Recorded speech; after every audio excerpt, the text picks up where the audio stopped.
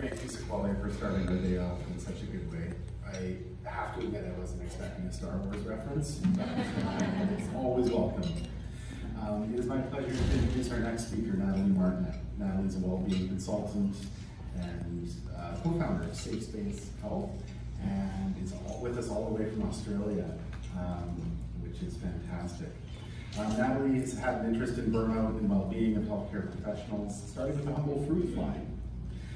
So Nathalie moved to Melbourne from Toronto after graduating with her doctorate in developmental biology and to begin a career as a cancer researcher.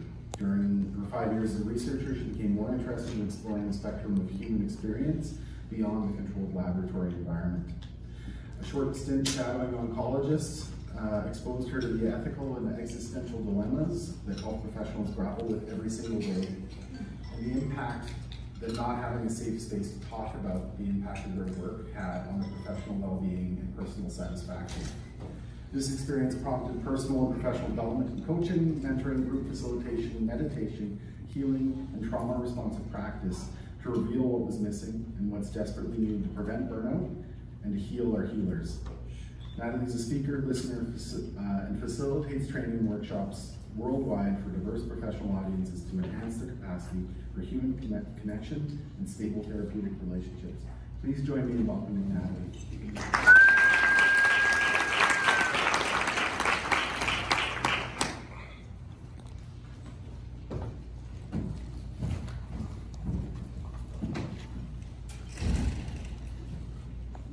Thank you, everyone. I hope everyone can grab a seat because we're going to be together for a little while. In the spirit of reconciliation, I acknowledge and pay my respects to the traditional custodians and elders of the Musqueam, Squamish, and Tsleil-Waututh nations, both past, present, and emerging. And I would also like to acknowledge the resilience of the First Nation families of the land that we meet on today. I also want to acknowledge all your ancestors and their lives and their wisdom that have brought us here together today. So I'm really honored for the invitation to come all the way from Australia to Vancouver. Never been here before in all my life, and grateful to the British Columbia Patient Safety and Health Council for and Quality Council for bringing me along. So we have about 90 minutes together, and we can go to the, who's doing the slides? There's an advancer on the podium. Okay, is this it? Wow, okay. I'm going to press the green button. I'm assuming that's what's going to make it happen. So just want to share that I don't have any conflicts of interest to disclose. So we're going to spend a bit of time going through a few things. First, I'm going to talk through a few points of how do we create a safe space together, and hopefully the parameters that we established today or that are established today can continue for all the rest of the workshops or the rest of the day. There's going to be, I'm not going to be standing up here. Hopefully there's a roving mic I can use. I'm going to be walking around amongst all of you and interacting with all of you. So it'll be very interactive. I'm not going to be standing up here presenting information because it's important to tap into your own experience, and different blanks will be filled in throughout the day, I hope. We'll be talking about tapping into burnout, compassion, suffering, you know, fun topics, and a few activities to help us expand on what we mean by that. And then we'll reflect and discuss what we've come to learn from our session today. How does that sound? Yeah. Awesome. All right. So I'm going to talk through a few points. Like I mentioned, I'm not going to be presenting. I'm going to be wandering around and interacting with all of you. There'll be some pair and share some ideas, as well as some broader group participation. I also invite you all to take note that when we're in these learning environments, we're going to be encountering some new information that might contradict something that we already know or believe. So I'm asking everyone to just suspend what you have in your mind for a little while and just be open. Like what Qualia mentioned before, is be open to discovering new perspectives, because that's part of our learning experience. And it also means that we're creating an inclusive space for other people to share their ideas. So again, we're such a diverse group. We all have diverse perspectives, so it's great that we can be open and tolerant and accepting that we all come from different experiences and view the world through our unique lens. And as part of growing, we're going to get uncomfortable. So discomfort is pretty much guaranteed. And not because I'll be presenting any uncomfortable information, just the things that we reveal as part of new learning can be uncomfortable. So do whatever you need to do to maintain your comfort or to restore a sense of comfort. That might mean you have to leave the room. That's okay. We're not going to be going into any deep and heavy content during the session. So just giving you that heads up before. And also invite broad participation. That means that when I ask an open question, there'll be tendency for people to have an answer or an idea right away and want to blurt it out, and then there'll be people that take more time to process information. So I'm asking everyone to be mindful of your level of participation, and again, like what Sequoia mentioned, it's like she knew my talk, that people who tend to be quieter, that we create space for their participation and their input. And finally, containment. So throughout the day, there'll be opportunities for people to share from their own personal experiences. So I'm also going to be inviting everyone to share some things that arise from their day-to-day interactions. Sometimes it can invite a bit of venting or some storytelling, so I'm going to ask everyone to be mindful of that, and we won't be going into any content where we won't be unpacking any heavy stories today. Is that okay with everyone? So my role is to help maintain that containment, make sure that we have a psychologically safe space for optimal learning and experience today. All right, everyone okay with that? Cool. All right. So, I'm not going to really talk about what we're doing next. I'm just going to prompt everyone. I'm about to show you some statements. And I invite you, as soon as you see the statement, you write down the picture that comes into your mind. Don't edit that picture. Don't try to make it pretty or anything else. Just the first image or ideas that come to your mind, write it down. Hopefully there's some scrap paper. There's a handout. Don't use that. Hopefully there's some other paper, or you might just hold the details in your mind. And I'm gonna give you a moment to conjure that image, and then I'm gonna come around the room. Hopefully there's a mic, and I'm gonna come around and ask your ideas. And Lawrence, trusty volunteer, Lawrence is gonna be writing stuff down. There are whiteboard markers there. Okay, everyone ready? Yes? Yes. Okay. And no talking. An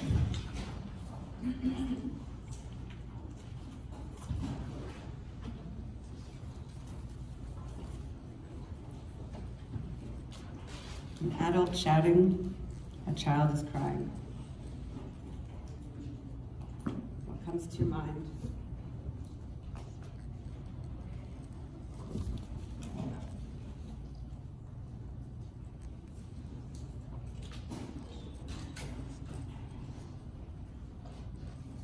Adult shouting, child is crying. What's the picture in your mind? What thoughts and feelings come up? Where's it all happening? Get as detailed as possible.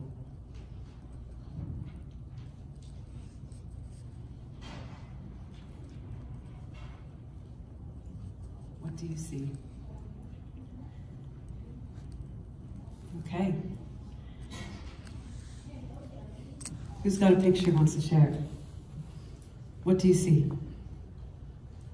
Any volunteers? I saw a hand coming to you. Okay, what do you see? I saw fear in that there's danger and that the adult is warning the child, but because of the loud voice in the adult, it also increased the fear of the child. Okay, so there's fear, you're seeing an adult and a child and shouting, danger. So what's the gender of the adult? Okay, how about the child? Same, no gender. Okay, location? Water. Water, okay. All right, yes. going to try to be really snappy. I saw a father in the emergency department. I'm very upset because his child is sick and crying, but they've been triaged as non-urgent, and he was unhappy with the nurses and the doctors. Okay, so again, so an emergency situation, father, child, clinical environment, not happy with service, very stressful. All right, what else? All right, I won't ignore the other half of the room, I'm coming. Okay. Mine is out in this open in the streets, and there are curious onlookers trying to figure out if they should intervene or not. Okay, so are you saying that you're coming from the bystander perspective and they're seeing a scene? So what's the gender of the adult? Where's it happening? It's just out on the streets, and it as his or her child, so it doesn't matter. The child is probably like 6 or 7 years old. They're trying to figure out if there's a need to intervene. Okay, they're so curious, but they're wondering if, so there's a bit of an assumption that something might be going wrong here? Okay. All right, I'm going to move to the other side of the room. Any others? Let's get as many images as we can. Who wants to volunteer what they've got? Oh, thank you. Mine is more of a story, I think. So the mother is frustrated that she's not able to pay her bills, and she's screaming at somebody on the phone, and the child is crying because he's hungry. Well, thank you. So this is happening at home? Okay, so mother, child, screaming at someone over the phone, stress about not being able to pay bills, and the child's crying, seeing mother's upset. Okay. Mine's also at home. It's a little 2-year-old who spilled some milk, and they're crying, and the parents just raising their voice. But it's really just a common morning at a busy household, and there's no big story about it. So everyday kind of situation, spilled milk, crying, stress, getting everything ready in the morning. Okay, any others? I saw parents arguing and child scared and crying. Is this happening in a home, out on the street? Okay. Lots of things happen in the kitchen. Yeah. Life happens in the kitchen. It's not just where we eat, we prepare food. Any others? Anyone from this side? Anyone from the back? I'm happy to run around. Any others? Okay. Let's hear it. Mine was completely different. I didn't see people. I just went to like an isolated, dark cabin in the woods with a thunderstorm. So just very kind of like absence of people, but it was just all feeling. And what were you feeling? Isolated. So isolated. Okay, can everyone, I don't know if everyone could see what's up on the whiteboards, but basically Lawrence has been documenting what's been shared so far. Is there one more? Anything else? I imagine, oh, okay. It's the last one. Okay. I had terror, fright, and wanting to hide, wanting to run. Thank you. Terror, fright, wanting to run and hide. So I imagine that if I were to ask every single person in this room, we'd have different pictures.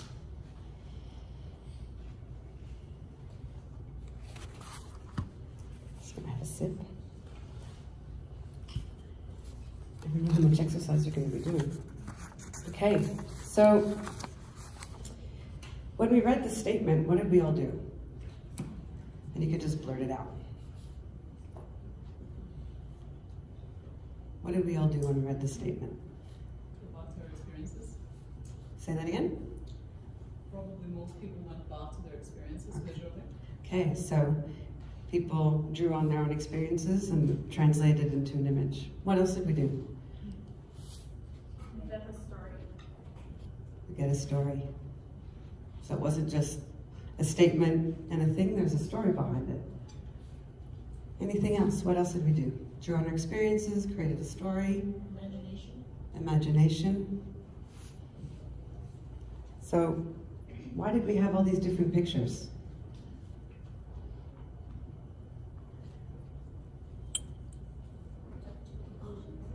In the back. Why did we have all these different pictures? Different life experiences. Do any of us have the same experiences? No? You also make assumptions, like when you heard Al was shouting, oh, we must be mad. But maybe something else is going on, maybe the child is crying. Maybe you're just making assumptions on those statements. That's what I first did. Okay. And then you thought about like, well, when I'm shouting, sometimes it's not because I'm that person, just I'm frustrated. Just thinking about why someone would be acting like that. Okay. So, started off by see the statement? Making assumptions. And then you started to wonder, why? Why am I making these assumptions? Why am I interpreting in a certain way? Is that what you're saying? Yeah. Okay. So, read a statement, drew on our experiences, and we're also making assumptions. So we're tapping into our imagination, but we're trying to create a story. We're trying to make sense, make meaning of this 8 words. So, there's a theory behind this. It's called personal construct theory, that we're all construing our world based on our experiences, and we all have diverse experiences. And this is from George Kelly, a psychologist, and he came up with this theory in the 50s. And so we're constantly trying to make sense of the world, because ultimately we don't like unknowns. We like to feel in control in every moment. So in order to do that, we need to create some sort of predictability, and we do that by drawing on our previous experiences. But what did you notice about the experiences that we were drawing on? What did you notice about all the things that were written up? They're all different. They're all different. Negative. They're negative. What does that mean? None of them are, maybe they're shouting because they're happy. Maybe the child is crying because they're so happy that mom is happy. Like, if you look at what everybody said, it looks like everybody goes to a negative place. Okay. So everything that came up here is pretty negative. We all went to a negative place. What are you going to say? I don't know if it's necessarily negative, but it carries a high degree of uncertainty. Okay. There's negative, there's uncertainty. Anything else? What else do you notice about everything that was brought up? Yes? When you lead with an adult who's shouting, it seems like it's in response to the child crying. If you were to flip it, the child is crying, but the child is crying and the adult is responding to it. So you can paint different images depending on what it is. Okay, so you're deriving meaning based on even the sequence of the statements. So we're making assumptions that the adult is responding to the child versus these 2 separate, distinct events going on that are completely unrelated, completely disconnected, but we needed to connect them together and make meaning and create a story. And the things that we were drawing from tend to be experiences that are negative or are of uncertainty. So what's so if we look at the feelings, I asked Lawrence to write down the feelings kind of separately so they stand out from the rest of the story. So the feelings that came up were danger, isolation, fear, upset, anxiety. How do you feel when you read those? When you think of these stories, you think of these experiences, how does it feel in your body? You're feeling anxious. What else? What else do you feel when you're thinking about these different experiences that were raised by everyone? Yes? I was wondering about my role. You know, that these 2 people are not me, but I'm watching and observing, so what is demanded of me, or what do I demand of myself? Okay. To form a judgment or to act, or what kind of thing. Okay, so not only are you watching, so not only are these statements, you start to wonder, what's my role here? I'm watching this thing go down. What am I supposed to do here? Right? Is that what you're saying? So you're forming judgments based on the things that we're saying.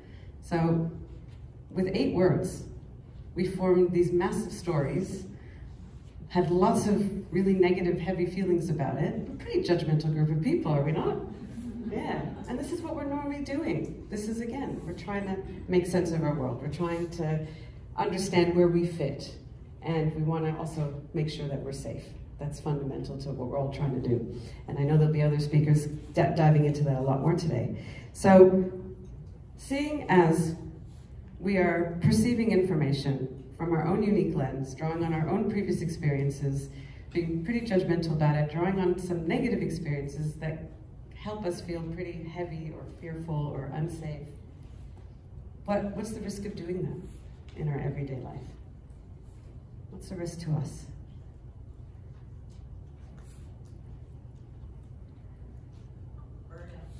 Burnout.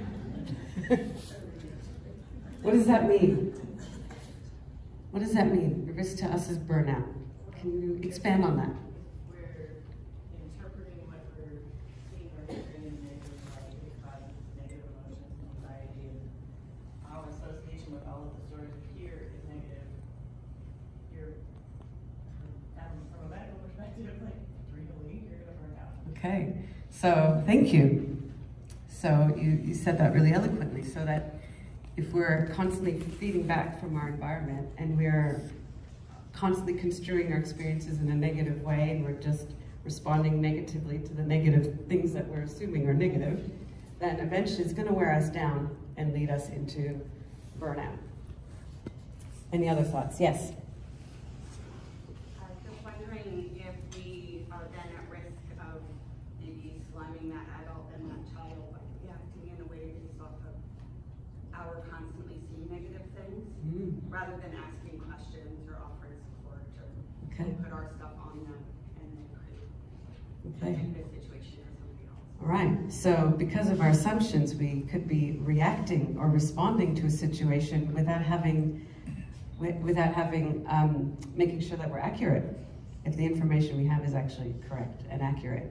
And so we start to act. So when you were saying before about what's my role in this, that we actually, there's an assumption that we have a role because of what we're perceiving is going on, when it may have nothing, what we're perceiving may not actually be correct.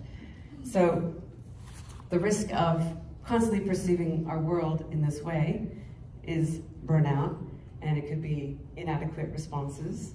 And so if we look at the information that we're given on a day-to-day basis, the news, the information you collect about patients, looking at symptoms, looking at trying to solve problems, looking at what's wrong, we're viewing the world from the lens of what's wrong, what's not good enough, what needs to be fixed or what we think needs to be fixed, what's mistaken, what's different, what's outside, what's scary.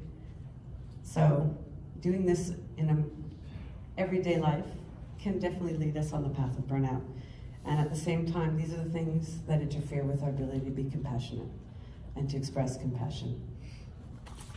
So, so if we look at that, if we look back at that statement again, how else can we interpret this? So if we know our default is already negative, we're primed to see things negatively, how else can we perceive or interpret this? Yes? I think now maybe the child just got the winning goal in a championship game and the child is being, the adult is shouting with happiness and way to go, that sort of thing. So there's a happy situation of a child's accomplishments and the parent's pride in witnessing that. True story, although it was a few years ago. I was shouting because I found out I was pregnant and my 4-year-old was crying because she was happy. Thank you. Good stories. So again, celebration of life, joys.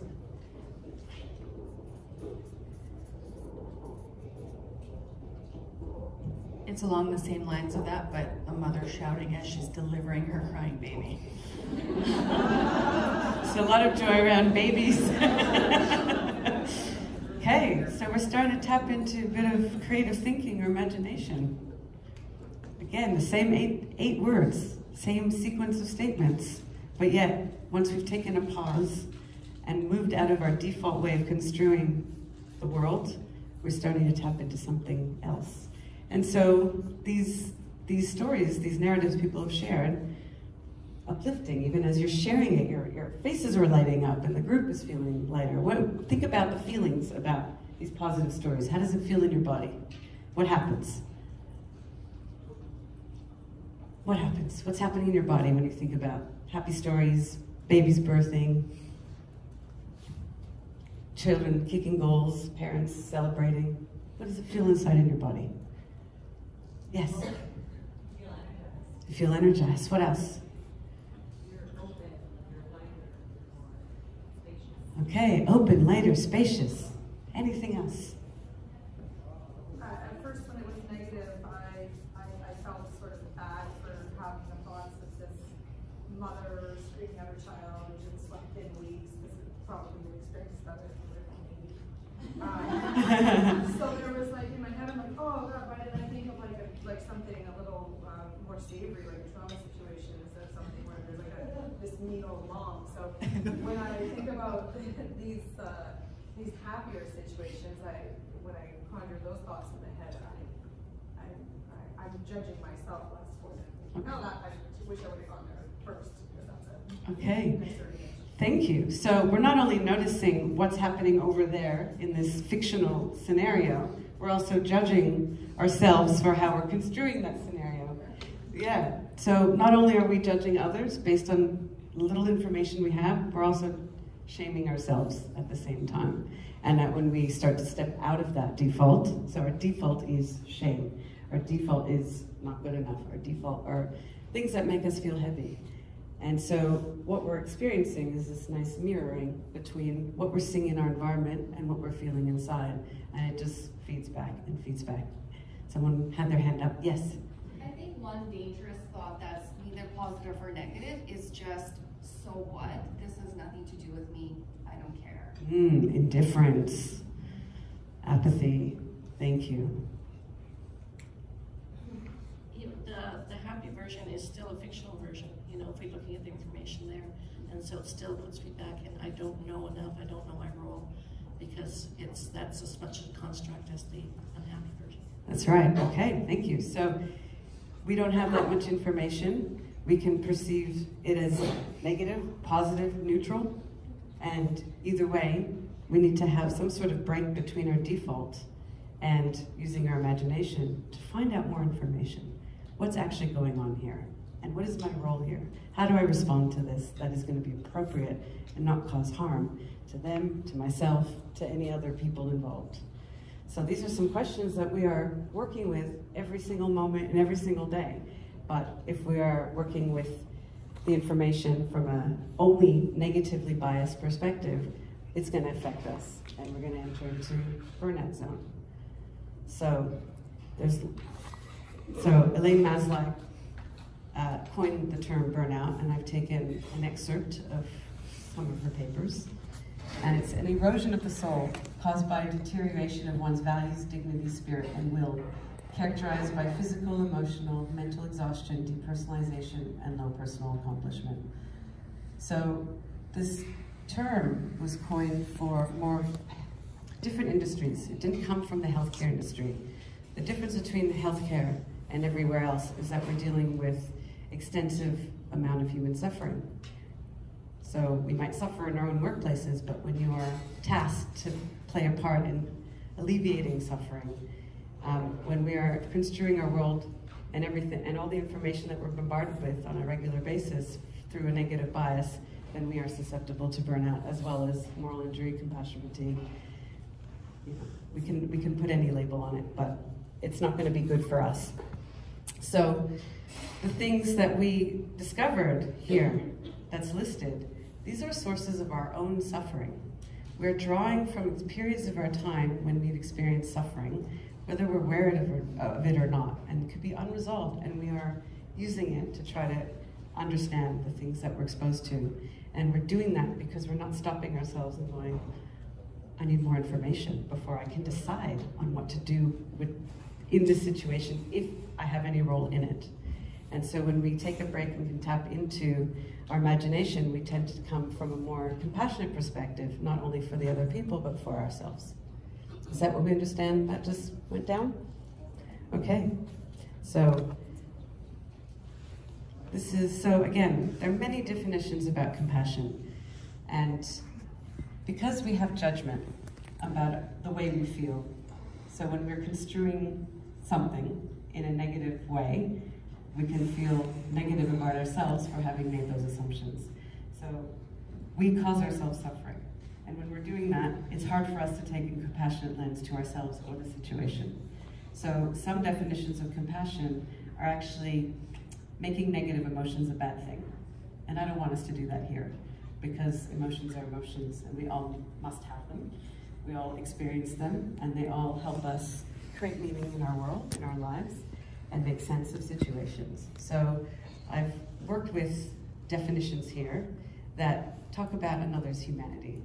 So humanity, human experiences, negative, positive, suffering, joy, it's all part of the spectrum, and they're all valid, and we have to accept all of them, because that's life. And so it's the acknowledgement of another's humanity, our shared humanity, their suffering, the ability to take action to alleviate one's suffering, or our own suffering, and restore a rightness to a situation. I also think of it as love with action.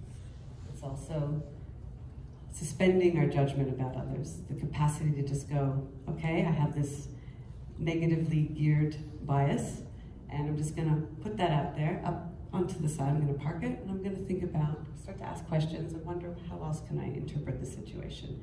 So it's the ability to acknowledge the light and the dark traits that are in ourselves and in others. Any other ideas behind compassion? To add to this, to oppose it, doesn't matter, let's hear it. How do you make sense of compassion?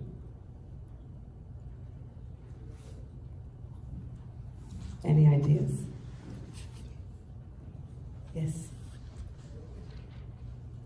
In some ways, I feel like challenging those definitions a little bit, because compassion, in my view, has always been separated from action. That need to rush in and fix, or to run away, or whatever, is actually contrary to what we're hoping for, or what I hope for. And so the love of action, or the ability to take action, that kind of doesn't resonate with me, because I think that that's, in a way, a way of trying to escape the emotions in one way or another. Okay, so let me see if I got this, if I'm tapped into your thinking. This idea of love with action is synonymous with needing to jump in and fix and rescue in a situation when maybe the situation, that's not what's required. And we're doing that because we have some sort of judgment about this thing being bad, and I need to fix that bad or wrong thing. When compassion is not about judging anything as wrong or bad, it's just looking at the totality of what's going on and just being present to it. Yes. So that's how I see compassion as well. So I think with the current model of helping people, there's a tendency to want to fix, because we're judging that thing as bad, because we've been trained to believe that thing is wrong. So in order to play our part, we have to do the thing called fix, or make it good again. So we're constantly seeing our world through the lens of good, bad, good, bad, good, bad, very polarizing. Instead of, this is all existing. We can have the joy and we can have the suffering, and they can coexist. These narratives coexist. And so what we've done in our first little activities, we've gone from the negatively biased narratives, stepping out of that, into a coexisting, equally valid, just as plausible narrative that is going to help us feel a bit better about ourselves, but also opens us up to using our imagination and creativity in ways that maybe are more compassionate. Any other thoughts about that? Yes?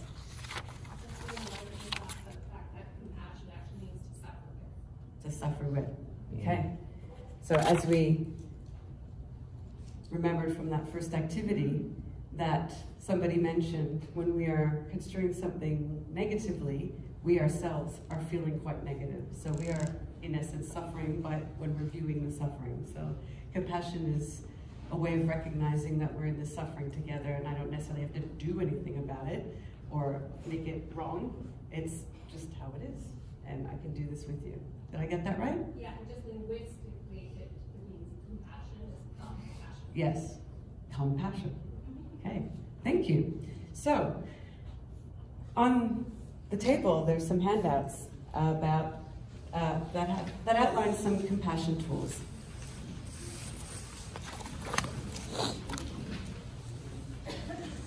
Oh, before we do that, so on the other side of the handout is going to be this little exercise, which you don't do now, but I'm going to prompt you. So we're going to take this unrelated experience and start to translate it into our everyday lived experiences. So I want you to think about briefly, what's satisfying and challenging about your interpersonal interactions at work? And I ask this question because one of the things that can lead us down to the path of burnout is the everyday things we experience. And I mentioned the information that we're exposed to on a regular basis, but also we work with each other, and we can't escape that. So some of the ways that we construe our experiences can be quite negative and challenging. So I'm getting you to think about, I'm asking you to think about what's satisfying about your interactions and what's challenging. What are some everyday things that can eventually wear you down and take you into that burnout place? And I'm not going to ask you now to share that, just getting you to think about it, and think about one situation. It might be a relationship, it might just be a process, it could be anything like that. And just think about it, and we'll hopefully have time to come back to it, or it's something that can be done later.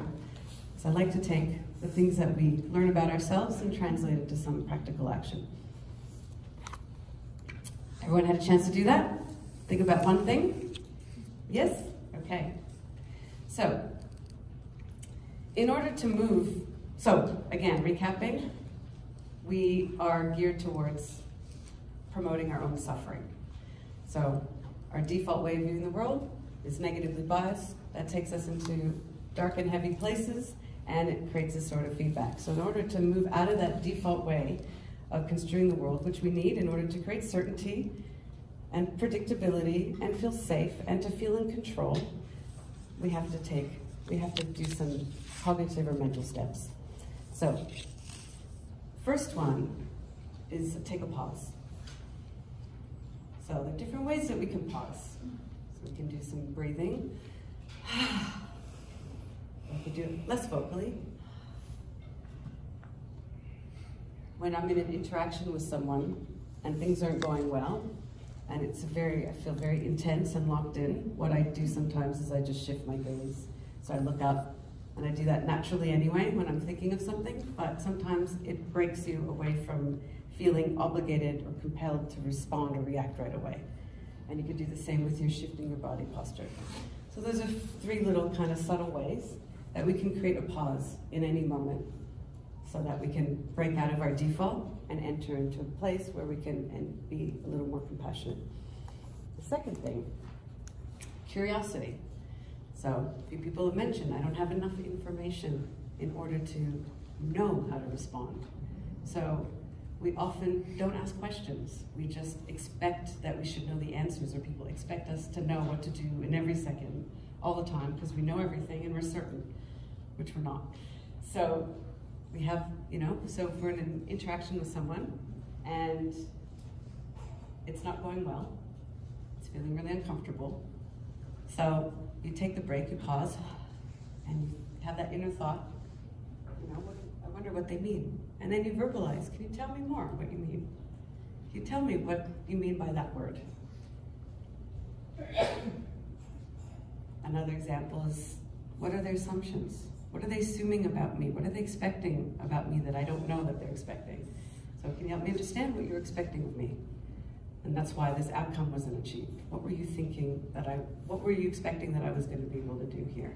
That we never agreed on, that we never talked about, we just had all these assumptions. And what are my assumptions that I'm making about them? So I make my assumptions, I'm transparent about my assumptions. So I noticed that I had a specific idea or expectation in mind, and you made the idea, and I could see that it wasn't appropriate in this situation. I wonder how we can do things differently. How many of us feel okay to say stuff like that? How many of us are able to do that in our environments, in our stressful everyday interactions? Do we take a pause and go, let me tell you what I was thinking about? And it was probably incorrect. I made the wrong assumption. How many of us are able to do that? Show of hands. Yeah, some shy hands. Okay, their hands, good. But do we know? We don't always know we could do that or to do that. So these are some tools to start to insert into our everyday language, into our interactions. You usually know those things in hindsight. Yes. Could have, I should have. I should have, I could have, which is also being hard on ourselves. Yeah. That I should have known. Why should I have known? That's where the pause comes in, right? Yes. Pause can come in there. And what can I learn from this? And you would verbalize to this person who's criticizing you for not having completed that task in the way that they wanted in the time frame that they expected. What could I have done differently? What could I do differently? How can we work together so that we can create the outcomes that we want? So those are just a few examples of using curiosity. I wonder. And then, because again, as we discovered, we're drawing on our assumptions that are quite negative about the world or about other people, or really judgmental.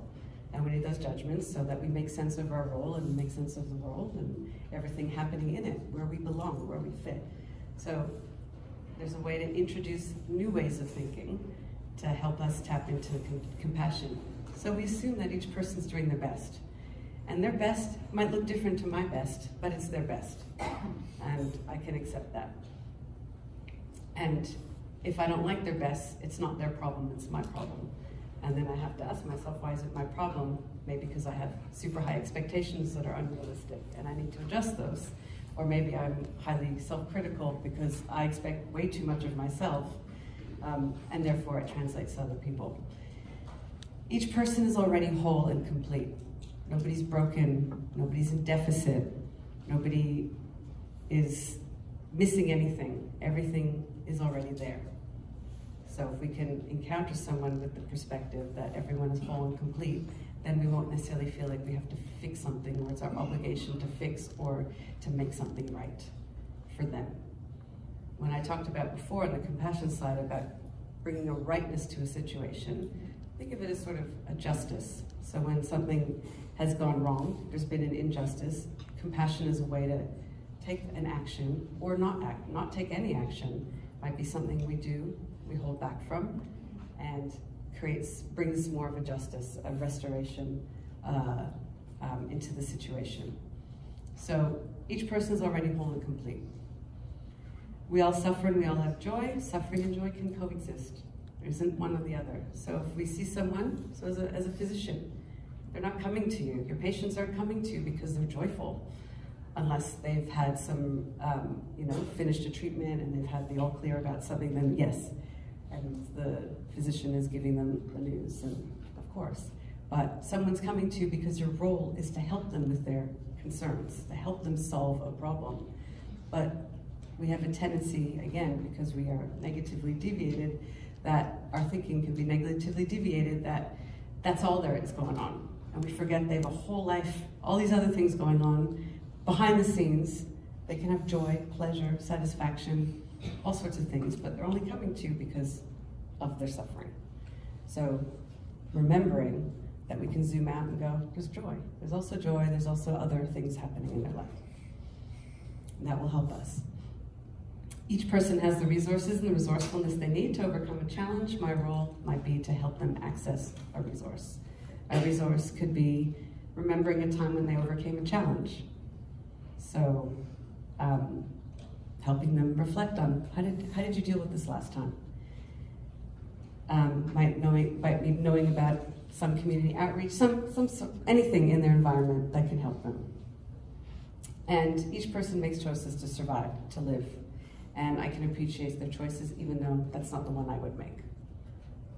Yes? I somewhat struggle with some of these because I work with people with mental health conditions who maybe don't have resources, or if so many things are so negative. So when I see those people, I also sort of see everyone treated that way. So it's somewhat hard to change my mindset. Yes, thank you. So through exposure of people with certain health conditions, we can become biased again about what we see and what we imagine they can do. So it takes some time, of course. So they're just tools to invite each of you to start to think about your role or how you would express compassion in a way that's somewhat different than what you've been currently doing. Because everyone here is already compassionate. There's no one here who's not. So these are just additional tools to think about how you might incorporate them. Okay. Any other thoughts about those tools? Because we're about to do a little demonstration, a little role play. Yes? I think another kind of trap for healthcare providers is we have all the knowledge, so you have to do it my way if you want me to I tend, I don't know whether I'm using the right terminology, but I think to be really compassion-based, we need to be have empathy, so we can put ourselves in their shoes. And I think a lot of us think we're being compassionate when we're actually using sympathy. So we think we can tell you how to fix your problem. Like, oh, you have a terrible problem, but I will fix it for you. Okay, thank you. So there's the expert-led model that you're talking about, that I know what's best model. And that's not necessarily, you can see that as a type of compassion. You know, I think it's a spectrum. And so there's no bad way, there's just, that's the way, and we can be entering into a situation where I know best, and therefore I'm gonna try to rescue and save and fix. And that's not necessarily gonna tap into someone's resourcefulness, because we're not asking, we're not using curiosity to go, what do you know how to do in this situation? What are you currently doing in this situation? And how do I learn from that and support you? So it's just a different mindset. Thank you. We can actually turn them away. And one of the words I hate is non-compliant. And if someone is non-compliant, it just means we haven't done enough curiosity and planning with them. So non-compliant patient, that's another bias. So it's just like the statements. We could have done that exact same exercise with the non-compliant patient. In fact, I've done that exercise before. So again, we conjure all sorts of images of the non-compliant patient, and they're all going to be negative, and it doesn't lend insight into what's going on behind the scenes. What don't I know about here? Yes? So what's the best way to apply these in workplaces where you encounter a lot of physical trauma on a day-to-day basis? How do you apply that? Okay, so that is, I guess we don't really have time to go into that here. So there'll be other speakers who will be talking about how to, more intense stories around dealing with trauma and suffering in the clinical environment. So I wanted to zoom back out into our normal everyday, not normal, but our everyday interactions with each other. And it could be with patients as well, if you're a physician or a healthcare professional, or other healthcare professional. So it's the kinds of interactions or perceptions that we have that wear us down and take us into burnout. So what you were talking about could be more along the lines of what leads us into compassion fatigue, which is a distinct situations, which we're not going into today, but thank you for raising it. I hope it's addressed another time. Okay, so we're gonna do a bit of role play where I'm gonna take elements of these 3 different tools that I just showed you and applied it. So I'm gonna need some volunteers. Hopefully I'll have some volunteers. And thinking back to that slide where I asked you about your everyday interactions, what's satisfying and what gets in the way, what's challenging. And think about, again, these everyday interactions that, you know, people don't mean to be that way, but there's stress, there's time poverty, there's lots of competing priorities, and it just happens. So I'm gonna ask all of you, some of you to volunteer, to step into a role where you give a criticism. And it's a criticism that you might have witnessed, it might have been given to you, and I'm gonna role play with you. And we're gonna do 3 things. So, the first time you share the criticism with me, I'm going to respond with the narrative of suffering. So the person who gave the criticism, we know they're not in a good place. They're not feeling happy about themselves. So I'm gonna tap into the narrative of what's going on behind the scenes. Then you're gonna share the criticism again, and I'm gonna go into myself before I start started working on becoming a more compassionate person and give my reactive response, because I'm tapping into the negative assumptions that I'm making about you and the situation. Not you, but the person giving the criticism. And the third time I'm going to do the response with compassion. Is that okay with everyone? So it's just a little demo to get us warmed up. So think of a criticism that you witness, nothing super harsh, nothing abusive, just, you know, just again, those everyday things that we know they don't really mean it, but you know, we don't always know how to respond to it. So we're gonna do something really practical. So who wants to volunteer? Thank you. I'm just gonna get a sit, and I'm gonna come and sit with you, or you can come and sit with me. Come and sit with me. All right.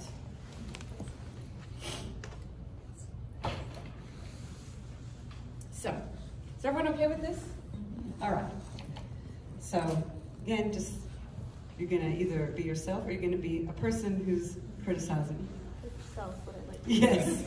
Could be a person who you worked with, whoever it is. I'm just gonna try not to be abusive. Okay, I'm just gonna start with the criticism. Okay. Okay. Oh, I'm sorry, what's your name? Natalie? By Natalie? Okay. I'm just going to imagine that I'm at work in a meeting because that's where these comments usually come from. Natalie, that new policy that you just implemented is not going to work. I don't know what you guys were thinking, but oh my God. Like, did you even talk to anybody who is part of our unit? Like, this is the first I've heard of it. And it is just awful. It's not going to work. And I can't do this. And take this paper, put it on the ground. Yay, thank you.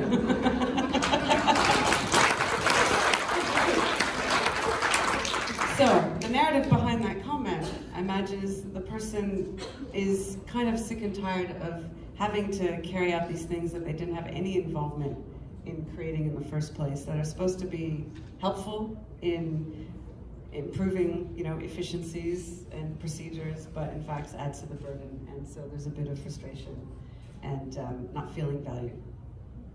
You're dealing with the longitudinal impact of frontline staff not being consulted on multiple projects, regardless of whether or not you did consult or send emails that I did not read, but still, it's historical. Okay. Okay, so, are you able to share that criticism again? And I'll step into, so am I a manager? Am I someone? Someone in a leadership position, okay. Or speaking, you may be a champion, okay. Who I also have to say for. Okay, so I'll come back with the leader response. React. Sorry, I'm trying not to laugh. So many feelings. Okay. Natalie, sorry, I'm gonna paraphrase, we're gonna start again. So, this new policy, it's just not gonna work. I don't know what you guys were thinking, but we were consulted on it.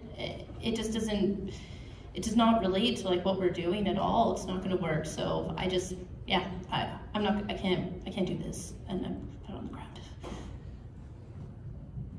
So you're aware that this policy comes from industry standards, and we've worked extensively with executive consultants to ensure that we are minimizing harm and promoting higher patient experience. So you're going to have to work it out to make sure that we're adhering to this policy, because there's a lot at stake if we don't.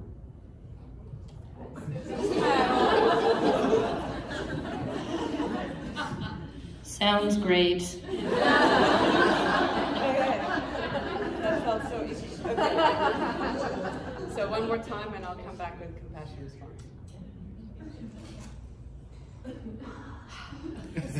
So many memories. Okay. Also going to paraphrase, not going to be the same thing. Natalie, I saw the policy you guys sent out today, and this really is just not going to work for us. It's clear we weren't consulted, and it's just not going to work. Thank you for raising my awareness about this. We did think that by working with people around policy implementation that was going to be sufficient and that we'd be able to, translate to you about what we expect of you. But it seems like we missed a few steps, and we probably have to make a meeting and work out together, negotiating a way how we can implement this in a way that works best for you. How does that sound? That sounds great. Will part of that meeting involve our frontline staff? Everyone. Thank you. So, what's your name? Christina, thank you. So, everyone got a chance to witness that. So, the first time around, when you heard the criticism, what was your initial reaction as a group? What were you thinking? What were you feeling? I think there's widespread recognition, that's why everybody clapped. This never happens. Frustration. What about others? What did you feel? Shut down. Shut down. Defeated. Really happy things. Okay. So when we role played and I gave that response, the manager reactive response, again, what were you feeling? Did you notice what you were feeling when that happened? Any thoughts? Surprise. Oh, we're talking about this, the first time. The second time. So she gave the criticism and I gave the top-down hierarchical response. Surprise. Okay. So, and I'm the one that's given the criticism.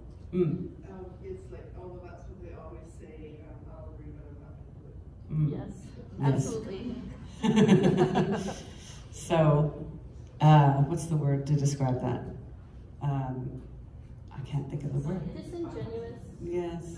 Service. Resignation, yeah. And how about the third time? Came back with more of a supportive, collaborative. What did it feel like in the group? Hopeful. Anything else? Okay, heard, opportunity. I was still frustrated because you said, well, find out how to make this work for you. And so that meant that this is not on the table. It's still going to happen. And wondering if this is going to be more than a service. Okay. I actually would share her sentiment. That's why I asked about the opportunity for involvement. Yes. Like, I actually work now in leadership and administration, so that's good for all of you to know. Me being belligerent up front.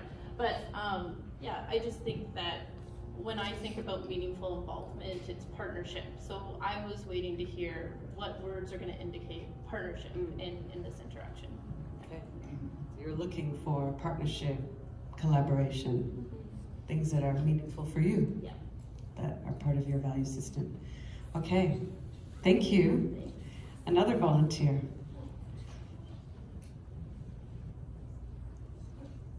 Criticism, let's hear it. Come on over. I'm not in the healthcare system. Doesn't matter, it's every day, it doesn't have to be anything to do with physician-patient or in the front line, it can be administration, anywhere. We have everyone, we experience these things everywhere. Okay, so, what's your name? I'm Sandy. Hi, Sandy. So, you're going to share criticism, and I'm going to go through that process again. Okay. As someone who's nearing end of life, I feel like you're not listening to what I'm trying to tell you I want. And my husband isn't listening, and I really feel like it's your role to help me get what I want and to help my husband understand what I want. So the narrative is around you not feeling heard and valued, but you're the person at the center, but everyone's making decisions around you and no one's actually asking you what matters to you. And so you'd be feeling frustrated, probably scared as well, because you don't have control over the situation and everyone's trying to put their control. Does that make sense? Okay. All right. Criticism again. Can't remember, I'll come up with a new one. I really feel like, doctor, you're not listening to what I want. I know I'm end of life, I have things that I want, that I want it to be done my way, and you're not helping me. I feel like it's your role to help me and to help me with my husband understand. I spoke extensively with your husband, and we seem to be on the same page. And it seems like everything is already worked out. I'm not sure what the problem is. I'm out. How did that feel to everyone? Yeah, I felt like the insides are like tight. You know, I feel cringy. I need to shake that off. Shake it off. Everyone shake it. So, you know, we're having an interaction, but you're all experiencing probably the things that I'm feeling inside, what you're feeling inside. Okay, third time. Doctor, I'm happy to be here, but I have to tell you I'm really frustrated because I feel like I know what I want at the end of my life, but I don't feel like you're helping me to get that, or helping my husband helping me to get my husband to be on the same page as I am. Taking a breath.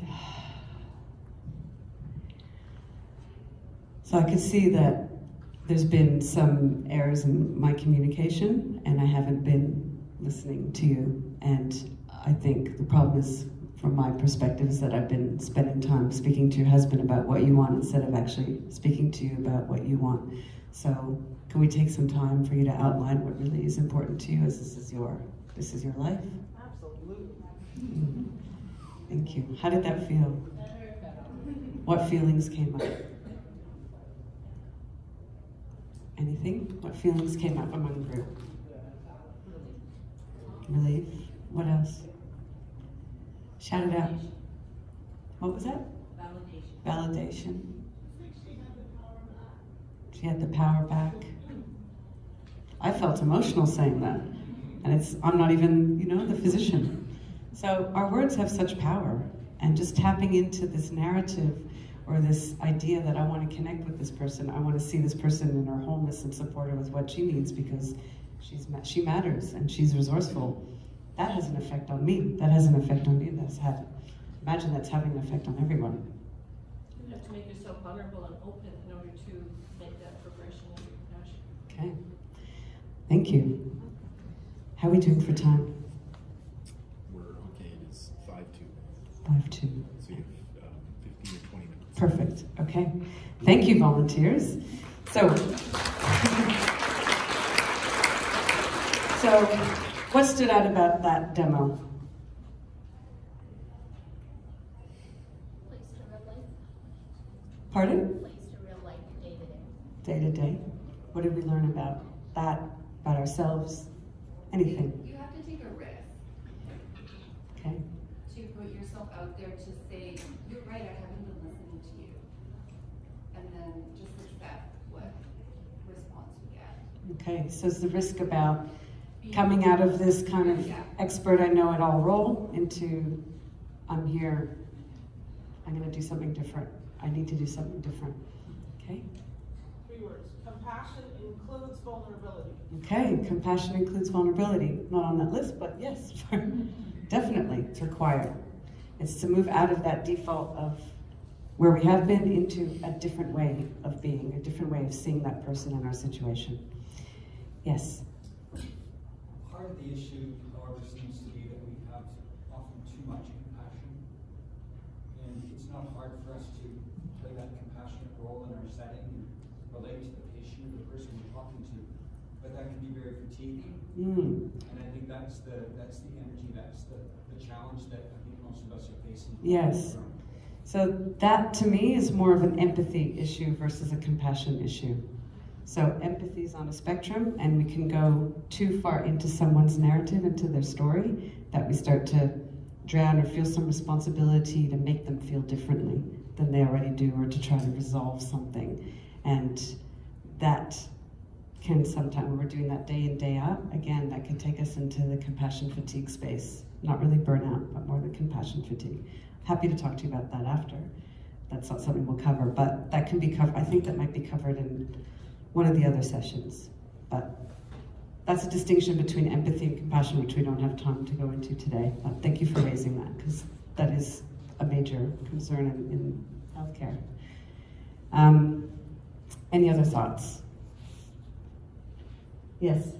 I think just in how people responded to some of the negative examples made for those of us in leadership positions, or even as a peer, that maybe we're also relying a lot on the same types of communication a lot with each other that we shut down to, like where you're like, oh yeah, you're using that term, okay, I'm out, Yes. right? And so I think, because I see this as like an organizational issue, not just an individual issue, that I think it's great to kind of get some examples of other ways we can show up for each other and be vulnerable, but be vulnerable by being curious. And because I know when I feel threatened or if someone says something that doesn't really resonate with me, I can shut them down, like logic them out of a situation and just kind of opt out. Yeah. And I built self-awareness around that, being like, okay, I don't have to be right.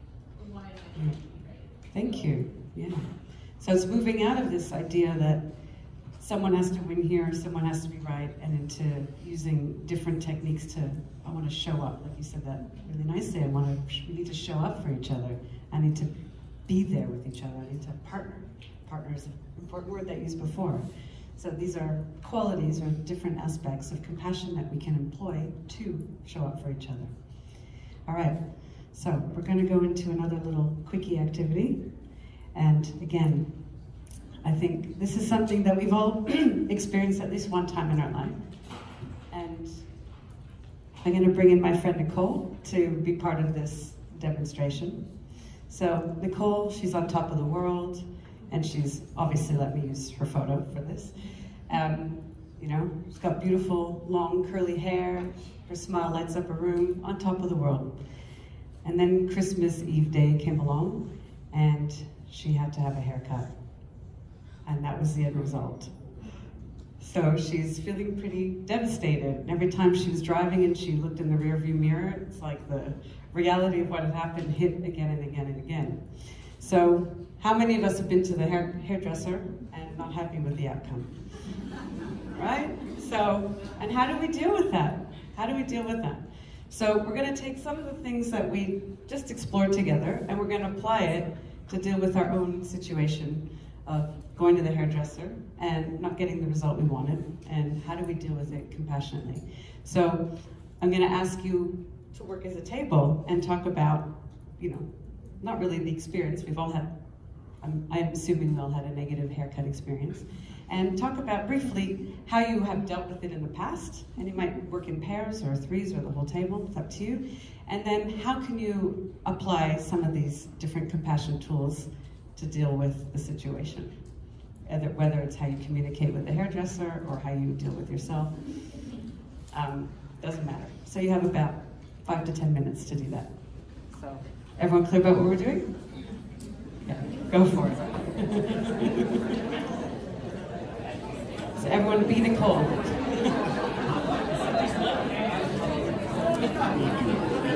Yeah. This is the last bit. We scheduled it for 10, but I fully expected maybe take an extra 10 minutes or so. No, it's perfect. Yeah. Just wanted to keep it fun, like. You're cringe.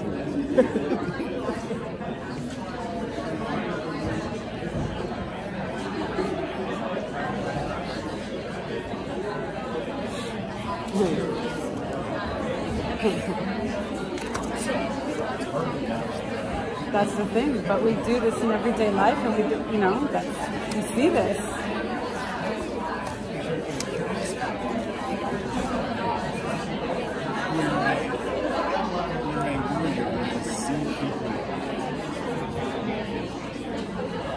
Stress is low. It's a lot easier to do. Stress is high, but we probably Yeah, so it's like creating an agreement among the group that's like sometimes when we're low stress, we're okay, but when it's high stress, we can get a bit toxic with each other. So we need a prompt that's fun, that makes us go, hey, let's stop it. We're in that high stress zone. We need these moments. Yes. Yes. Be compassionate. Yeah. So someone has to go, okay, we need to all breathe. Yeah. Let's all breathe. Yeah. Yeah, it's about, I guess, group agreements, knowing your behavioral patterns and not wanting to get stuck in it. Like, we do this, So it requires some vulnerability to go, I know we do this. Yeah. Exciting.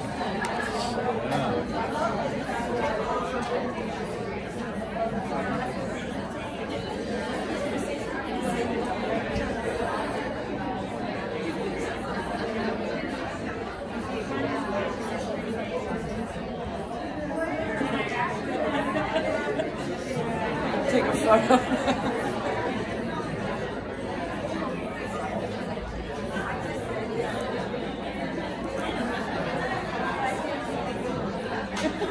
She put it up on Facebook a few days ago, and I was like, this is just the best.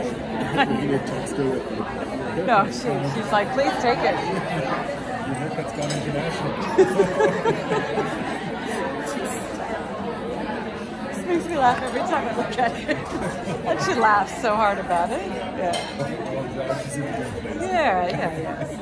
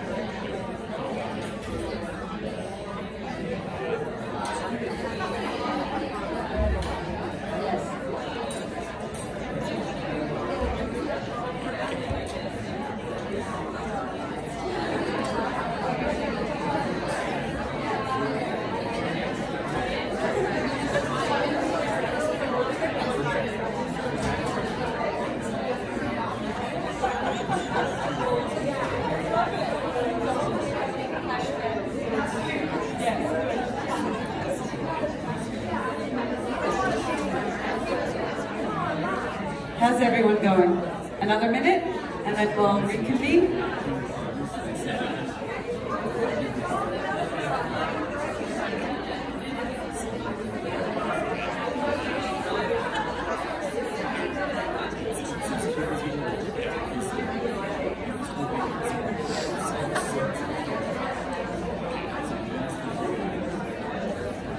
Okay. So.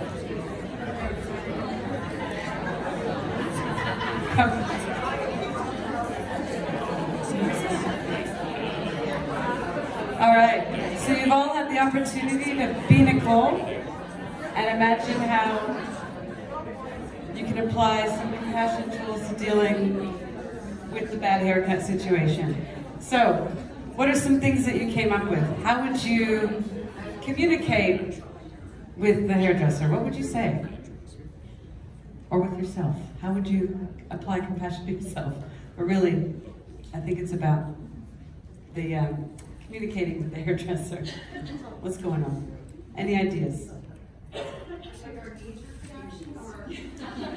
Your compassion reaction. I think we know what the nature.